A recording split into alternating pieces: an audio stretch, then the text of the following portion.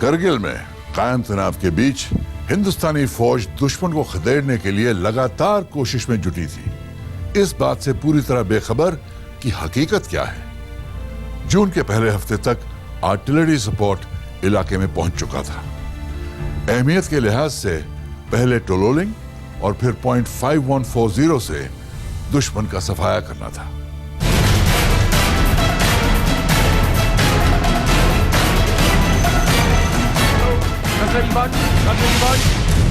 लेकिन हिंदुस्तानी फौज की तैयारी से सरहद पार हलचल हो रही थी। 1.5 किलोमीटर पर इंडियन सोल्जर दिखाई दिए हैं।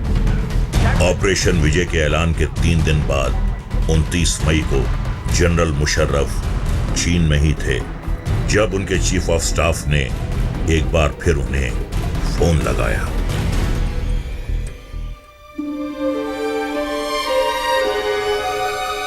Give me room number 83315.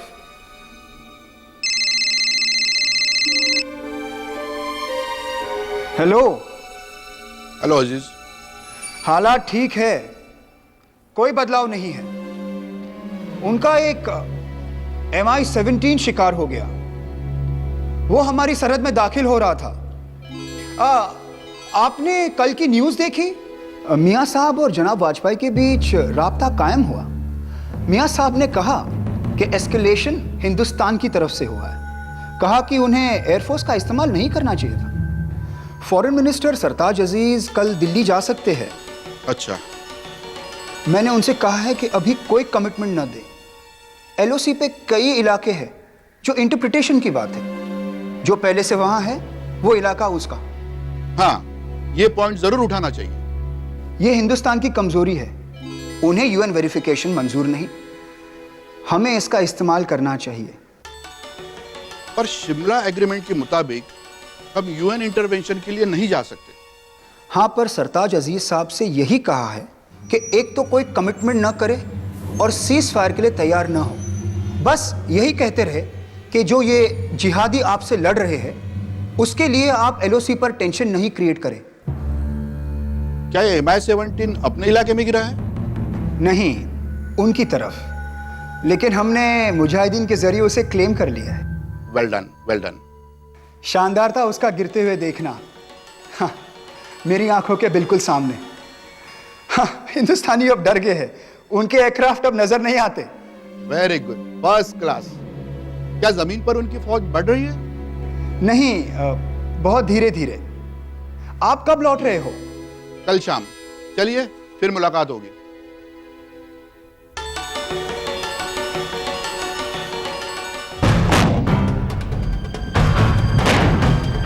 काश ये षड्यंत्र उसी दिन खुल जाता, क्योंकि कूटनीतिक भरोसे में लिपटकर अब तक कई कफन घर लौट चुके थे। ऑपरेशन के ऐलान के बावजूद पाकिस्तान के सफेद झूठ का मतलब था कि हिंदुस्तानी सैनिक हाथ बांधकर लड़ने को मजबूर थे। मुजाहिदीन समझने की वजह से दुश्मन के हथियारों को भी कम करके आंका जा रहा था और उनकी तादाद को भी। उस पर मुश्किल ये कि सैनिकों को लाइन ऑफ कंट्रोल पार करने की इजाजत नहीं थी। At no point of time we will cross the line of control. देखिए, हमें ये सिद्ध करना था कि हम भारत के पास न्यूक्लियर हथियार हैं, लेकिन हम जिम्मेदार देश हैं। और दूसरा ये सवाल उठता है कि क्या सैनिक दृष्टि से वो ज़रूरी था, और हमने भारत ने जो उसके उद्देश्य थे कारगिल में वो पूरे करे। 12 जून 1999 टोलोलिंग।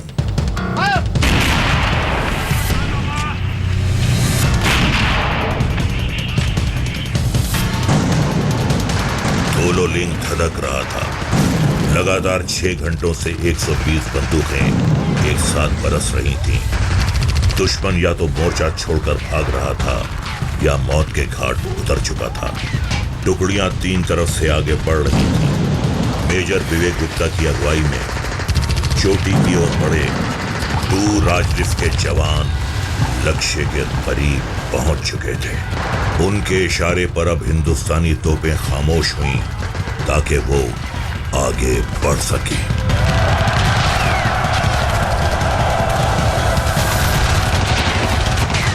पहाड़ी पर कुछ ऐसे हिस्से भी थे जहां बंकरों को बम भी नुकसान नहीं पहुंचा पा रहे थे। वहां से दनादन आती गोलियों की वजह से जवान घुटनों के बल आगे बढ़ रहे थे। कंपनी के 3 जवानों को गोली लग चुकी थी। तब मेजर गुप्ता ने रॉकेट लॉन्चर से बंकर पर हमला कर दिया। बंकर की ओर आगे बढ़ते हुए मेजर गुप्ता को 2 गोलियां लग चुकी थी, लेकिन उनके हौसले ने हार नहीं मानी। अपने हाथों से उन्होंने दुश्मन के 3 जवानों को मार गिराया। फिर तो कंपनी दुश्मन पर टूट पड़ी और बंकर पर कब्जा कर लिया। लेकिन इस लड़ाई में मेजर गुप्ता को एक और गोली लग गई। ये लड़ाई पूरी रात चली। 13 जून की सुबह 8 बजे तोलो लिंक पर फिर तिरंगा लहराने लगा।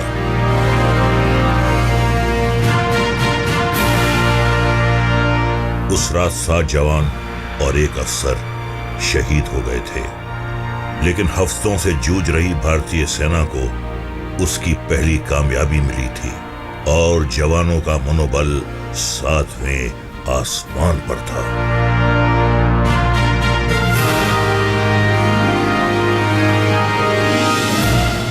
ये लड़ाई कई दिन तक चलती रही और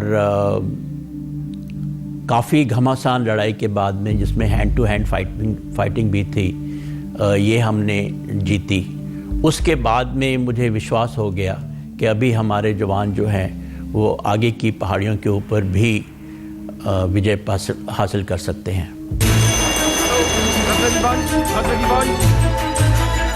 पर यह लड़ाई की शुरुआत थी। दुश्मन ने मरते मरते रीइंफोर्समेंट की गुहार लगा दी थी, यानी तोलो लिंक पर काउंटर अटैक लाजमी था। फिर तोलो लिंक पर कब्जा मजबूत रखने के लिए करो और मरो में तब्दील हो गया था। 12 सैनिक शहीद हो गए थे, लेकिन ये जीत भी तो अनमोल थी।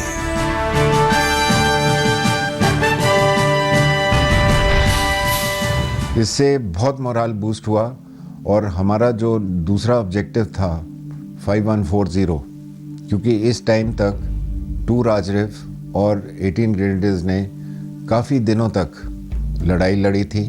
तोलो लिंक कैप्चर हो चुका था, हम्प कैप्चर हो चुका था। अब हमारा नेक्स्ट ऑब्जेक्टिव था 5140।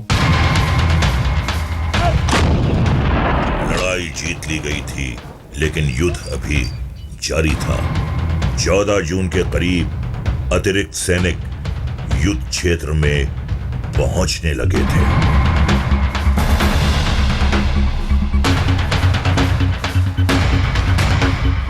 जब पहाड़ों पर युद्ध लड़ा जाता है तो हमलावर को रक्षक से 9 गुना अधिक संख्या की जरूरत होती है, और यहां हमलावर हिंदुस्तान था, जो धोखे से चोटियों पर कब्जा करने वाले दुश्मन को मार भगाना चाहता था। और अब कुछ इलाकों में अतिरिक्त बल आने से सेना को रणनीति बनाने की नई आजादी मिल गई। तोलो लिंक के बाद अगला निशाना था पीक 5140।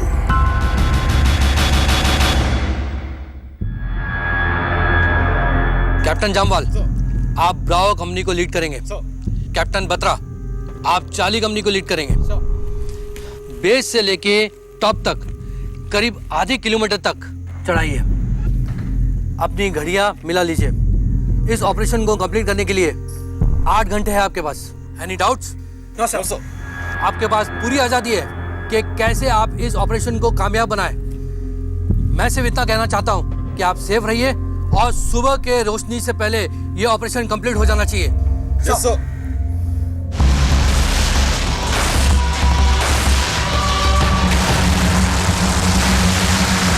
भारतीय तोपों ने रात 8:30 बजे से ही गोले दागने शुरू कर दिए थे, ताकि दोनों कंपनियों को चढ़ाई के दौरान कवर मिल सके।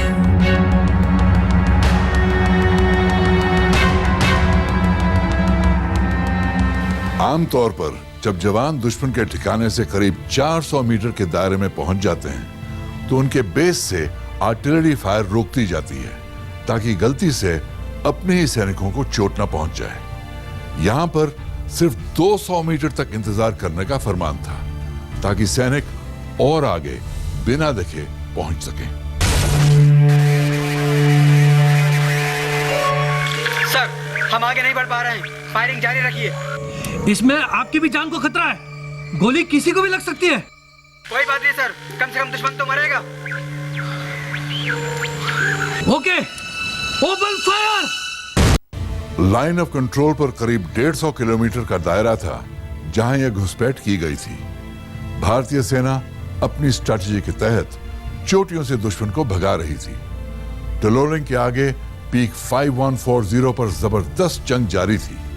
अब पूरी तरह साफ था कि यह लड़ाई मुट्ठी पर मुजाहिदीन से नहीं, पूरी पाकिस्तानी सेना से थी। 13 जैकलिफ के जवान रुके नहीं थे। सुबह की पहली किरण फूटने में अभी 1 घंटे का वक्त बाकी था, यानी ऑपरेशन खत्म होने का आधिकारिक वक्त। बेस कैंप में बेचैनी से अगली आवाज का इंतजार था। 0464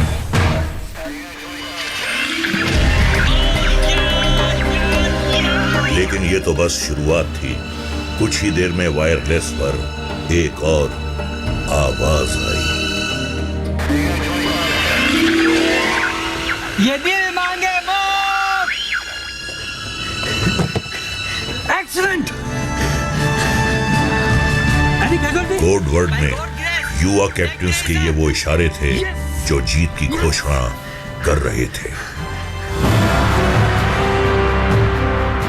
एक तरफ पीक 514 पर फतह थी, जहां भारतीय सेना ने एक भी जवान नहीं गंवाया। दूसरी तरफ पीक 4700 का मिशन था, जिस पर निकलने से पहले ही हर योद्धा को आभास था लौट कर आना मुमकिन नहीं। जिम्मेदारी थी 2 राजपुताना राइफल्स और 18 गढ़वाल राइफल्स पर। 28 जून की रात को शुरू हुआ यह हमला भोर तक चला।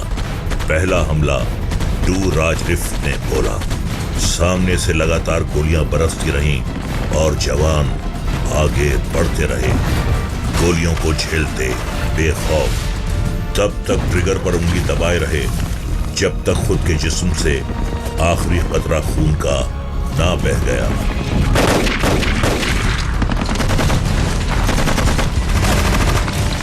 सुबह हुई तो पाकिस्तानी बंकर ध्वस्त हो चुके थे, दुश्मन भाग चुका था और हिंदुस्तान ने इलाका वापस हासिल कर लिया था।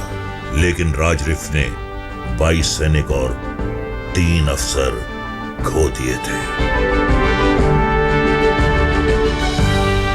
2 दिन के बाद उसको दोबारा कॉल आया और उसने कहा कि अभी जो है मैं आपसे अभी मेरी फ्रीक्वेंटली बात नहीं होगी, क्योंकि मेरे को एक और टास्क दिया गया है। एक और टास्क जो है वो टास्क वाज अनदर अटैक।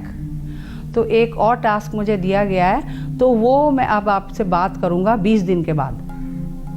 तो 20 दिन तो खैर बहुत दूर थे। 15 दिन के बाद ही न्यूज़ आ गई थी 29 जून को that my son is no more. Mission पर निकलने से पहले लेफ्टिनेंट विजयंत थापर ने अपने परिवार के लिए एक चिट्ठी लिख छोड़ी थी, जिसे पढ़कर पता चलता था कि वो जानते थे कि वो सर पर कफन बांधकर निकले हैं। I have no regrets. मुझे किसी किस्म का दुख नहीं है। इनफैक्ट असल में अगर मैं दोबारा भी इंसान बना, इंसान के रूप में आया, तो भी मैं भारतीय सेना को ज्वाइन करूंगा और दुश्मन के साथ लड़ूंगा। ये जो जज्बा है ना, ये हर हिंदुस्तानी के दिल में होना चाहिए।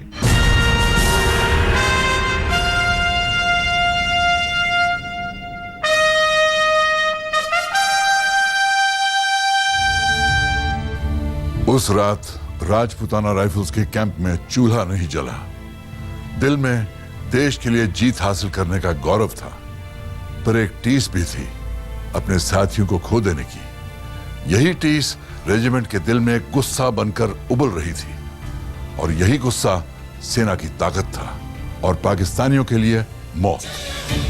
टाइगर हिल के असंभव मिशन को हमारे वीर जवानों ने कैसे किया संभव, दिखाएंगे। और 7 में से मैं जिंदा हूं तो मैं भी आखिरी दम तक अपने इस टास्क को पूरा करूंगा और ऊपर वाले से दुआ करी कि मुझे इतने जिंदा रख दे कि मैं नीचे वाले तक सूचना दे दूं कि तुम्हारे ऊपर हमला होने वाला है।